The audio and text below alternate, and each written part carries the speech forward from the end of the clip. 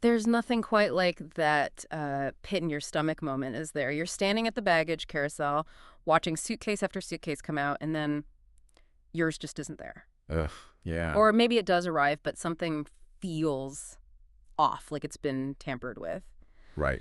That really unsettling feeling is exactly what we're diving into today. Welcome to the deep dive.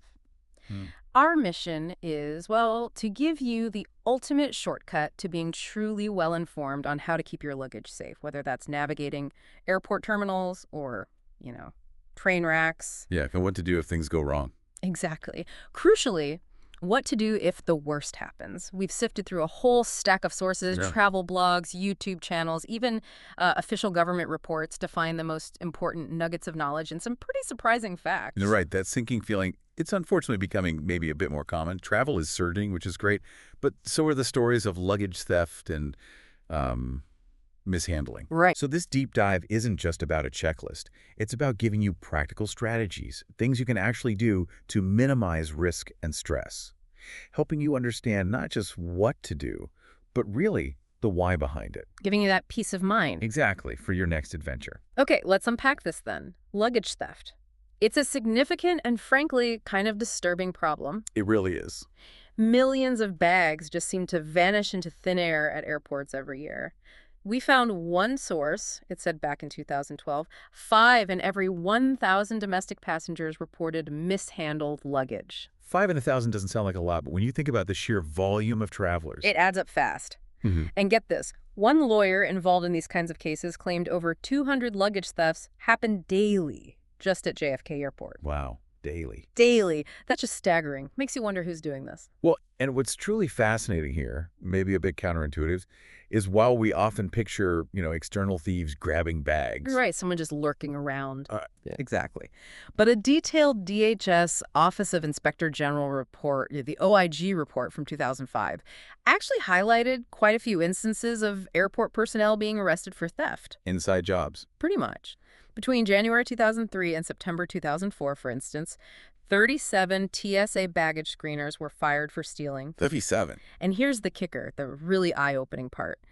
36 of them had started the job before their background checks were even finished. You're kidding. So they hadn't even been fully vetted. Nope. It really shifts the focus, doesn't it? Yeah. Makes you ask who really has access to your bag and when is it most vulnerable? It's genuinely chilling reading those real-world examples from that OIG report, screeners stealing things like CDs, cologne, digital video players, Prescription drugs, cash. credit cards, even jewelry. And it Yep. wasn't just one place: Miami, New Orleans, Fort Lauderdale, Spokane, New York. Right across the board. Yeah. And these thefts often happened in those restricted baggage handling areas. Video evidence was key in catching them. It really shines a light on that insider threat we don't often think about. And if you zoom out a bit, look at the bigger picture, the OIG report pointed out that TSA officials estimate checked baggage is actually under the airline's control about 90% of the time. 90%. So not mostly TSA. Not mostly TSA. Which means airline baggage handlers, even if they've got no official reason to open bags, they have what the report called a brief but uninterrupted opportunity to rifle through baggage during loading. Huh. Just that little window of time. Exactly. And that also explains why accountability gets so tricky when something goes missing. It's hard to pinpoint where it happened. Makes sense. The OIG saw this vulnerability, and they recommended TSA evaluate the supervision and surveillance in those, critical handover areas. Okay, so given what we know now about who might be handling the bag, the next logical question is, how do we prepare our luggage before it even leaves our sight? Right. Let's start with the bags themselves. The sources we looked at were pretty unanimous on this. Avoid soft-sided bags if you can. Yeah, they're just too easy to slash open. A determined thief can get through them surprisingly fast. The strong recommendation: hard shell cases. Polycarbonate or aluminum. Much, much tougher to compromise. Definitely. So, okay, hard shells. But what about zippers? That seems like the weak point. It often is. Single zippers. They're practically an open invitation, unfortunately. So look for double zippers. Yeah, looks for double zippers, and even better, find bags with those anti-theft interlocking zippers. They're designed specifically to make a thief's life harder. Okay. Some sources even suggest going totally zipperless, luggage that uses latches or combination locks instead.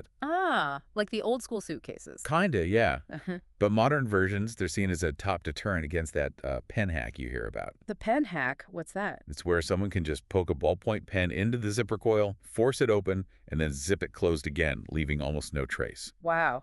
Oh, okay, zipperless sounds good then. What about locks, though? Actual locks. Right, locks. This is where it gets interesting and maybe a bit confusing. TSA-approved locks, you know, the ones with the red Travel Sentry logo, they're approved in 82 countries. Okay, that's quite a few. It is. But if you're traveling outside those countries, security might just break your lock if they need to inspect your bag. And damage the bag, potentially? Exactly. And that applies to padlocks and the built-in ones, especially if the lock is part of the main clasp. So what's the solution then? Just don't lock it. Well, here's a pro tip we found. If you have a built-in lock, maybe set the combination to 0000 for the flight. 00000. Yeah. And maybe put a little piece of tape on it with 000 written on it. Mhm. Or, to be a bit more subtle, label it like 010 or something, and then write 0000 next to that. Ah, so security can open it easily if needed. Right, without breaking anything. Then Wow. you can reset it to your own code once you arrive or for other parts of your trip. That's a clever. And it ties into the point about opportunistic crime, really. The purpose of a lock, even one with a visible code like that, isn't necessarily to stop a professional thief. It's more of a deterrent. Exactly. It's to deter those crimes of opportunity. Yeah. Same reason you lock your front door. Most thefts are opportunistic. A locked bag is just slightly harder, slightly riskier than the unlocked one next to it. Makes sense. Are there other ways to secure zippers without a proper lock? Yeah, definitely. Some clever low-tech ideas came up. Things like using those spiral key rings you put keys on. Oh, yeah. Just thread it through the zipper pull. Yep. Or loosely tightened zip ties, even bread ties, you know, the twisty ones, or those little double-sided clip things. Carabiners? Small ones, yeah. The beauty is, security can easily cut or slide these off without wrecking your bag if they need to get inside. Okay.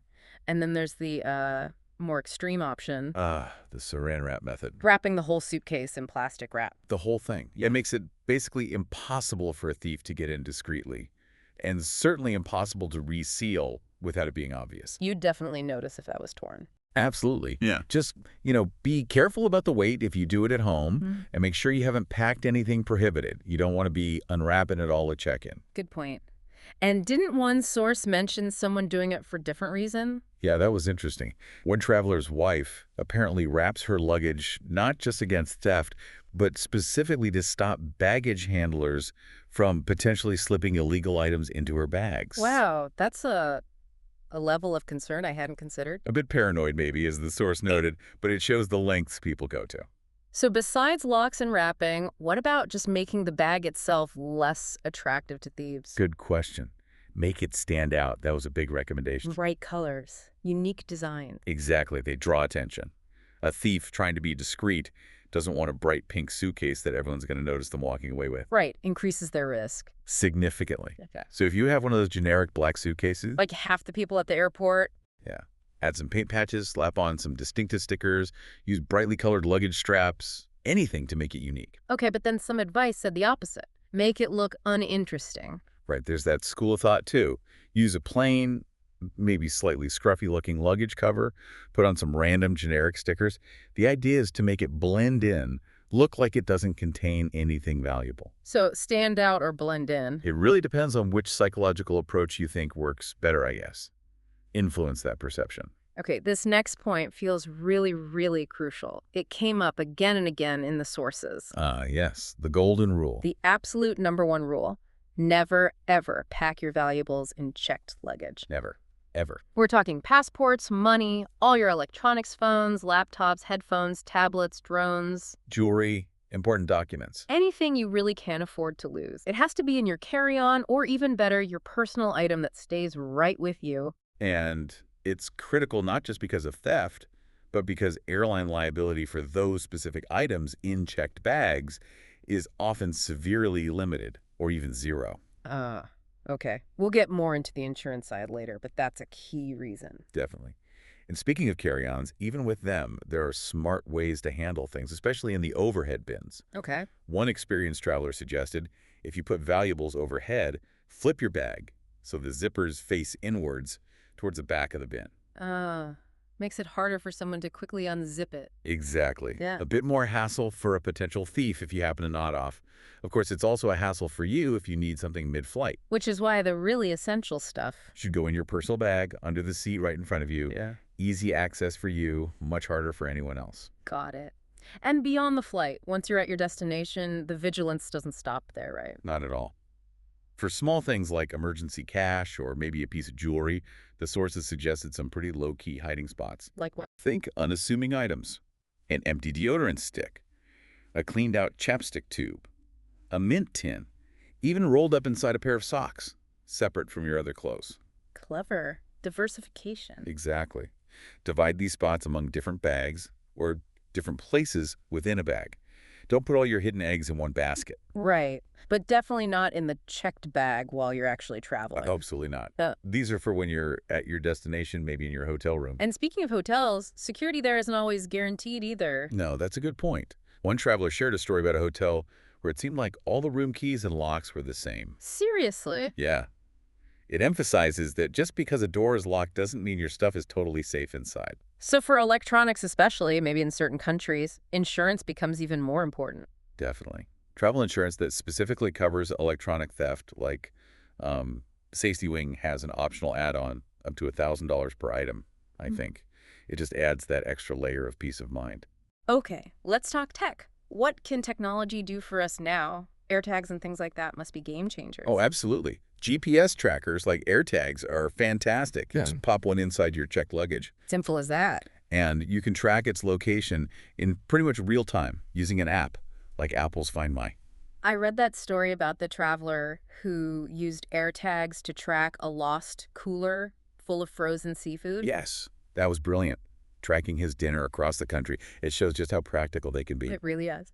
And related to AirTags, there's this slightly cheeky strategy some people use, the Silent Ninja AirTag. Silent Ninja. What's that? Okay, so if a thief happens to have an iPhone, eventually they'll get an alert saying an unknown AirTag is moving with them, and they can make it play a sound to locate it. Ah, so they can find it and ditch it. Right, the workaround. Yeah. Some people physically open up the AirTag and remove the little speaker inside. You can do that. Apparently. It makes it much, much harder for the thief to find, especially if you've hidden it well inside the lining or something. That's sneaky. I like it. And Apple's latest update, iOS 17, lets you share AirTag locations with a group. Great for families traveling together. Multiple people can track the same bag. Okay, so tracking is great. What else? Documentation came up a lot too? Hugely important. Before you even check your bag, take pictures. Outside of the bag, showing its condition. And inside. Yes, crucially, inside, showing what you've packed. And keep a list, maybe in your phone's Notes app, of everything valuable you packed. Why is that so important? Multiple reasons. It's your proof for reimbursement claims if the bag gets lost or stolen. It's also proof of the bag's condition before the flight, if the airline damages the bag itself. Ah, okay. Because the airline is liable for damage. Generally, yes. The Department of Transportation says airlines are liable for damaged bags and contents. There are some exceptions, like for fragile items on domestic flights, but on international flights, they're usually liable for pretty much everything. Those photos are your evidence. Good to know. Okay, speaking of information, what about luggage tags? What should we put on them? That's another area where advice has maybe shifted a bit. Some sources now suggest rethinking putting your full home address on there. Why is that? Seems standard. The thinking is it could signal to a thief exactly where they might, come looking if they take your bag and find nice things inside. Hadn't thought of that. So maybe just an email address. An email address is often suggested as a safer alternative, or maybe a work address if appropriate. Basically, not everyone who handles your bag needs to know exactly where you live. Makes sense. All right, finally, insurance. This feels like the safety net. It really is. Many travel credit cards actually offer some level of coverage for lost or delayed luggage. It's worth checking your card's benefits. Okay. And then there's dedicated travel insurance policies from companies like Safety Wing or American Express and others. They can cover lost, damaged, or stolen luggage, both checked and carry-on. But you need to read the fine print, right?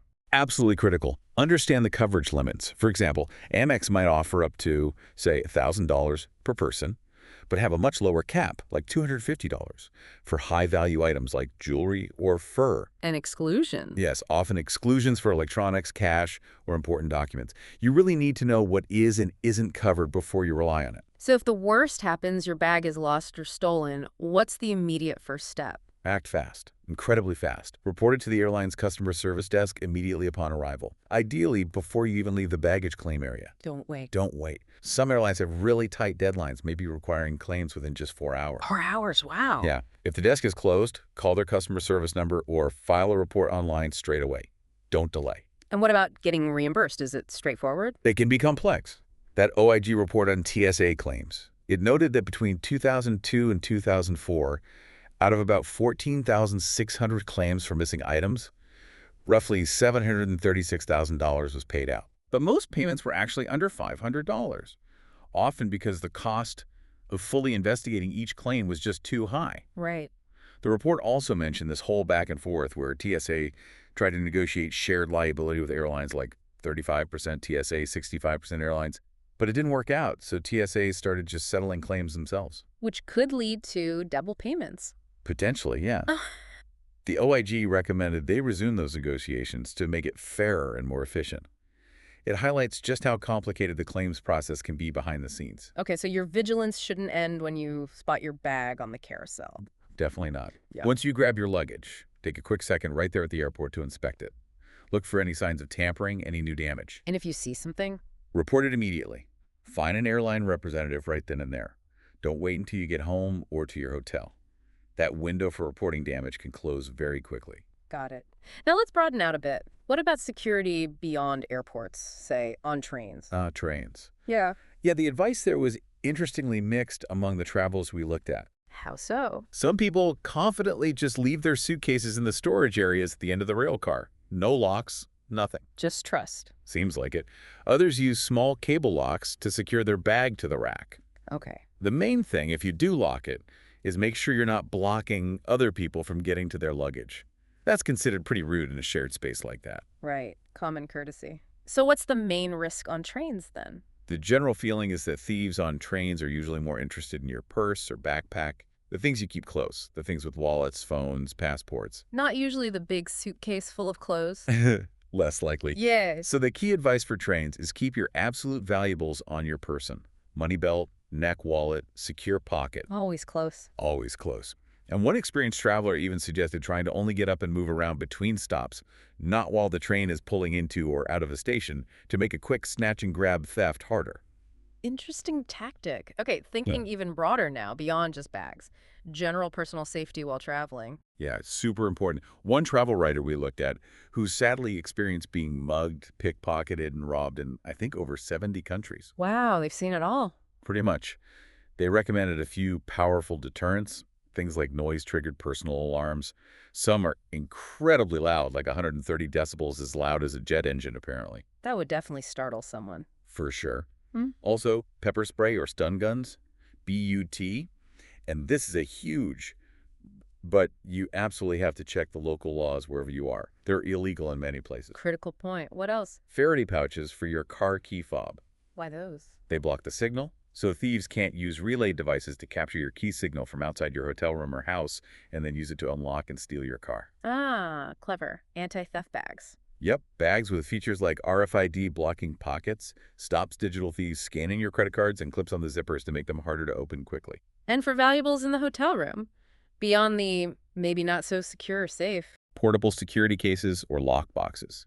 Small, tough boxes you can put valuables in and then secure them to something fixed, like a pipe or heavy furniture, using a steel cable. Lots of layers of security to consider. It's all about adding layers and deterrence. Yeah. Ultimately, though, critical thinking is key in all this. Understanding the risks and applying the knowledge. Exactly. Knowledge is great, but it's most valuable when you actually understand it and use it. And remember, there's always more to learn. Different perspectives really enrich your understanding. Helps you make those informed, proactive choices. We have definitely covered a lot today, from the surprising reality of insider threats, which types of locks work, which maybe don't. That silent ninja AirTag strategy. Yeah, and just how crucial documenting everything is. The real goal here is to empower you, the listener, to travel with, hopefully, a bit more peace of mind. armed with practical stuff you can actually use. Remember, preventing luggage theft, minimizing those travel hassles, it really comes down to being proactive, making informed choices. Yep. It's about recognizing that, while most people you encounter are good, crime of opportunity is real, and taking these small, simple steps can make a really big difference to your whole travel experience. So for your next trip, when you're packing, think beyond just the essentials. Ask yourself, how might a thief see my luggage? And what simple steps can I take to make my bag a less appealing target without, adding a ton of stress to the journey?